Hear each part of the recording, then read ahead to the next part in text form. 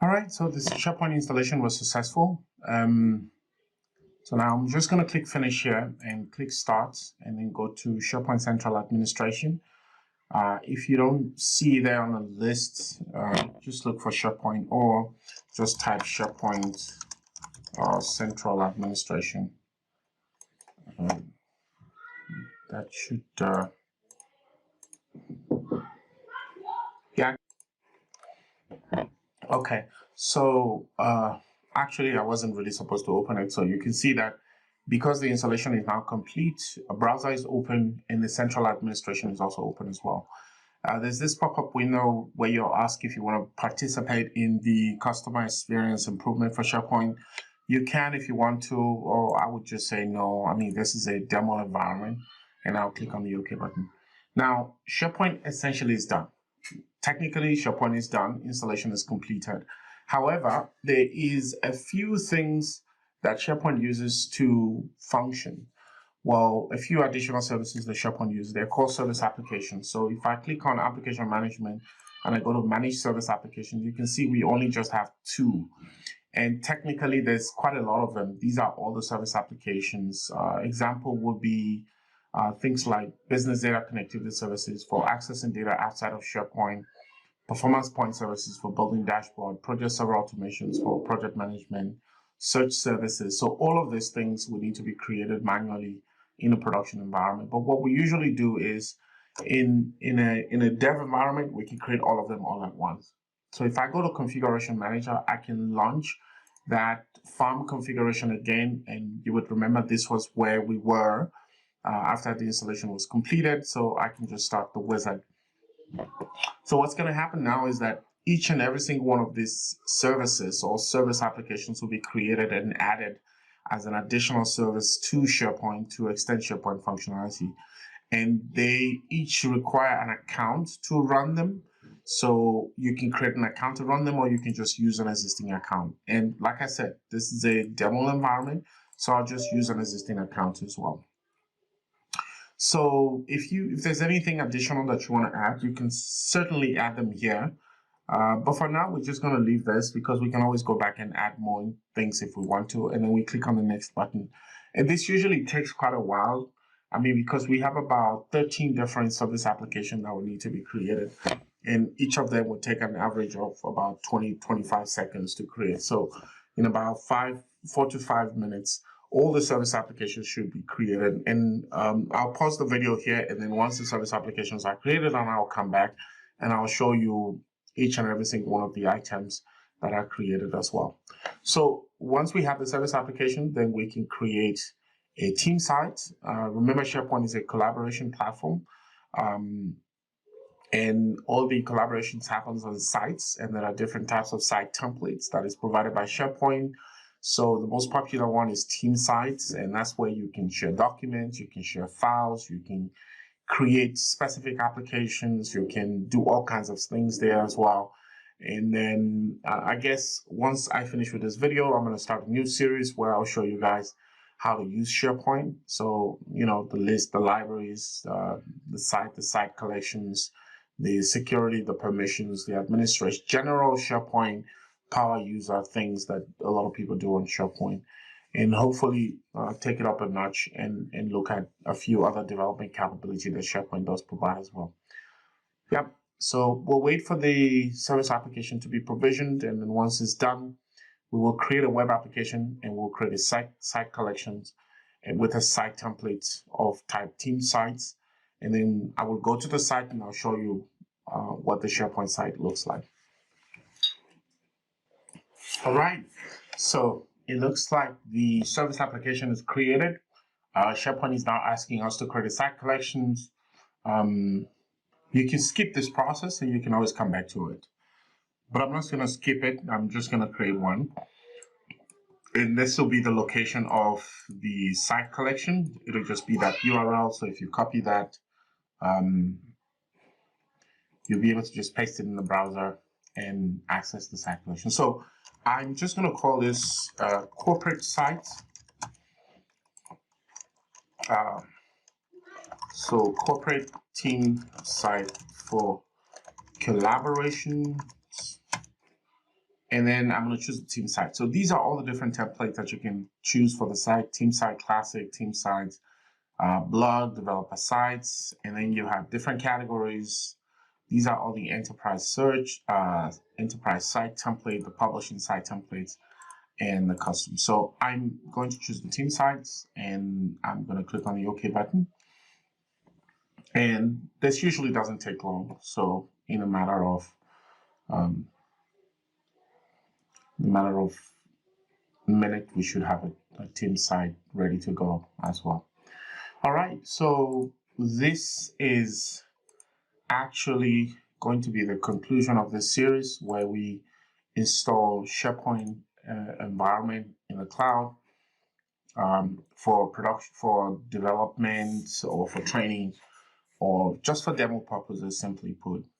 There's just one final thing that I want to do. Obviously, now that SharePoint is running now in the cloud, okay, there we go. So here are all the service applications, and we now have a team site right here. So if you click on it, it should literally take you to that team site as well. And on the team sites, you can do pretty much, all the things that you can do on SharePoint. So I'm just going to copy that, and I'll paste it here in the browser. Press the Enter key. So the same site is also coming up here as well. So on the left, the tool that you actually have here is the central administration. This is where we configure SharePoint. So it's the same URL, but it has a port of 2020. On the second tab, this is where SharePoint is going to be. The SharePoint site is going to be right here. And then,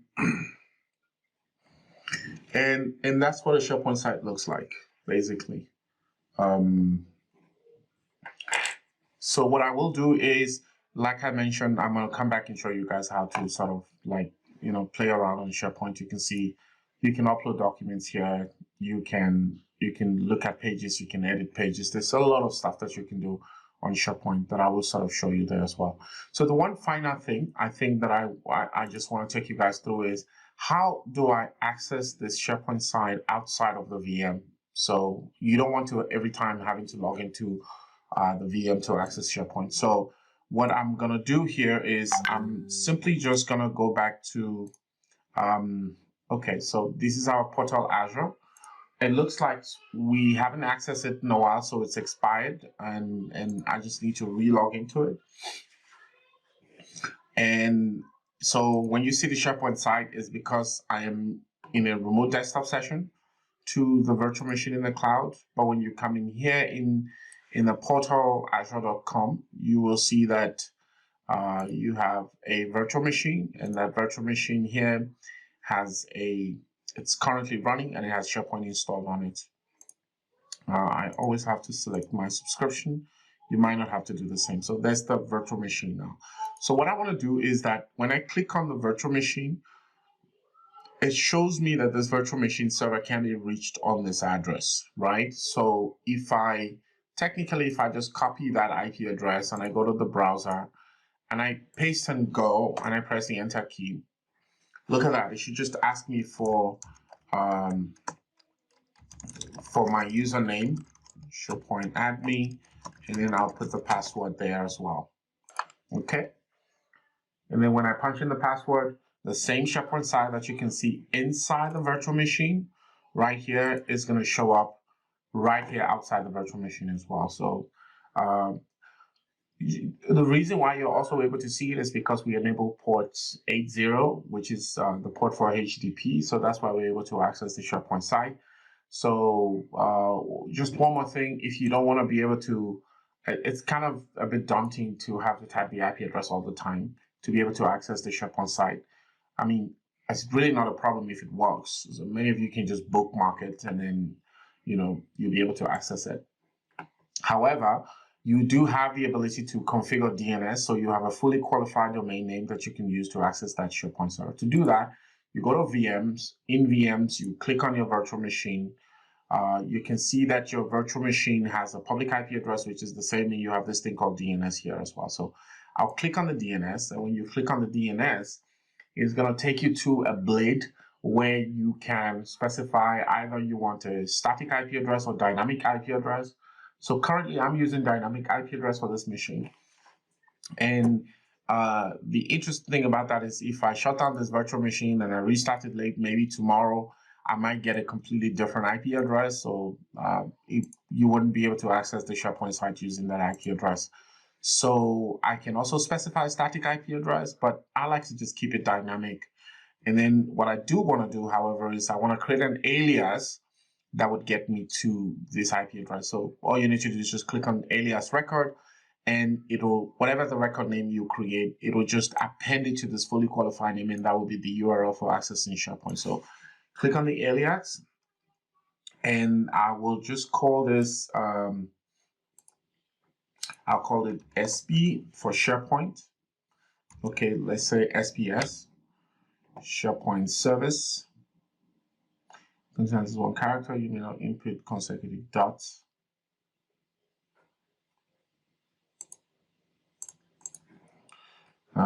Okay, I don't have a DNS on. That shouldn't be important. Let me just check something quickly. Configure DNS name. I'm trying not to have to go through SPS. Okay, and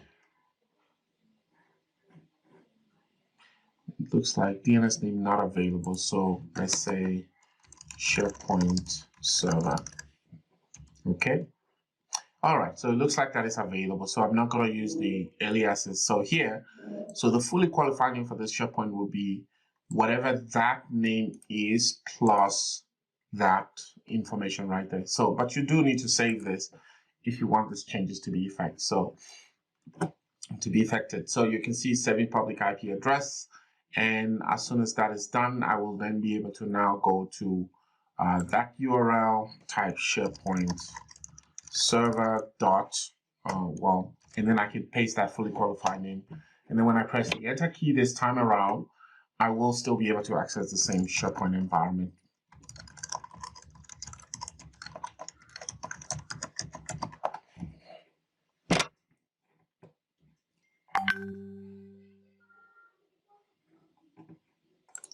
Okay, so voila, we now officially have SharePoint, and we can access the SharePoint from anywhere in the world, provided you have the username and password. I can set up an account for anyone. I can give them permissions, and they'll be able to log into SharePoint using their username and their password.